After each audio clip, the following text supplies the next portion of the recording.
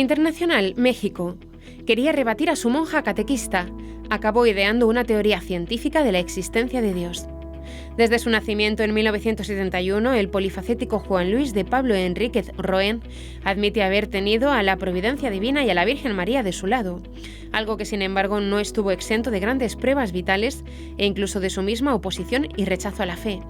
Graduado con 2 licenciaturas en la Trinity University y con un máster en composición musical de la Universidad de Houston, Enríquez ha hecho vibrar con su música en la prestigiosa Juilliard School of Music y dispone de más de 600 obras musicales y literarias de su autoría.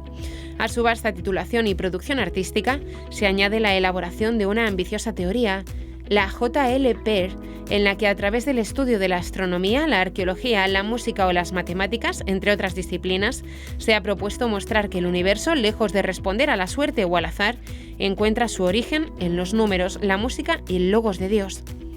Enrique define su vida como un continuo milagro, lo que no es descabellado si se tiene en cuenta que nació pesando menos de medio kilo y con el tamaño de una lata de refresco hace 5 décadas. Su hermano gemelo no logró sobrevivir al parto.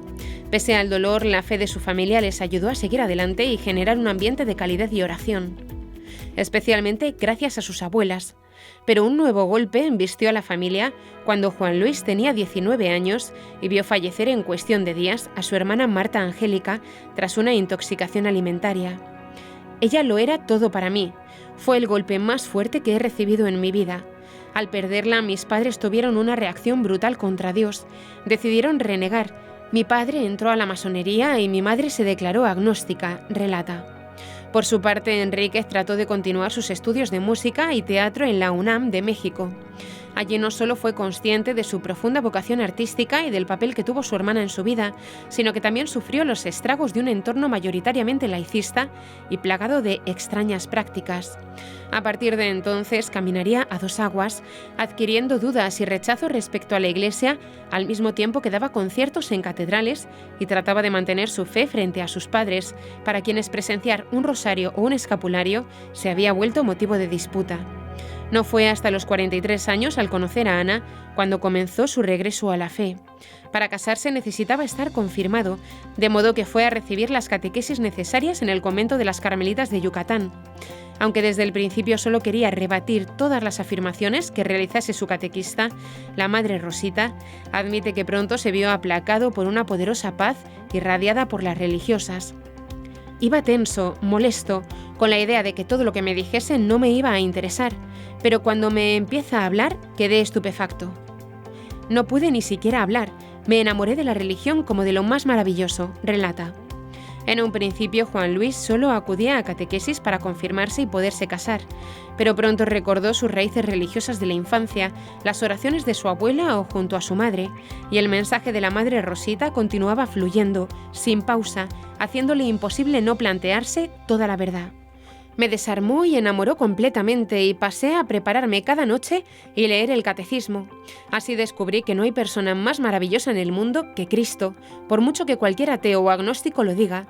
Darme cuenta de eso fue la revelación más magnífica, recuerda. Recuerda un sinfín de detalles por los que se fue acercando de nuevo a la fe incluso sin pretenderlo. Como cuando dejó de quitar las imágenes religiosas de la habitación de su mujer, al comprarle algunas figuras devocionales o incluso al ser consciente de varios signos y gestos durante la celebración del matrimonio, que le hicieron saber que un matrimonio no es de 2, sino que en medio estaba Cristo. El catecismo y el matrimonio dieron paso a una misa, seguida de otra y otra, mientras él veía cómo todo lo que le rodeaba iba orientando su vida hacia Dios. Por ejemplo, las carmelitas, que no contentas con el catecismo de confirmación, le pidieron también clases de música en el Carmelo.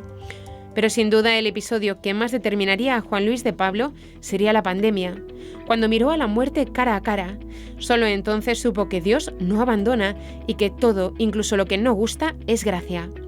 Tras unos días de creciente dificultad respiratoria, Juan Luis acudió al hospital y fue directamente ingresado en la unidad de críticos. Allí permaneció durante 8 días, en una experiencia brutal al borde de la muerte que clarificó no pocos aspectos de su vida. Un primer episodio se dio al despedirse de su esposa cuando un profundo olor a rosas invadió la habitación, lo que interpretó como una señal cercana a su muerte. Cogí el rosario y empecé a rezar por salvarme, recuerda. Con lo que no contaba era con que días después, tras horas seguidas de oración, afirmó tener una visión de Jesús frente a él, bendiciéndole con la palma de la mano.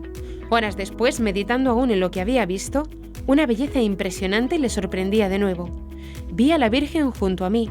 No he conocido un ser más hermoso en mi vida, ni existe comparación a lo que es ella, asegura el compositor, que más tarde relacionaría con la Virgen de Medjugorje. Enríquez asegura que ambos encuentros fueron un antes y un después en su vida. Cambió hasta su concepción de la música y todas sus composiciones se volvieron marcadamente litúrgicas.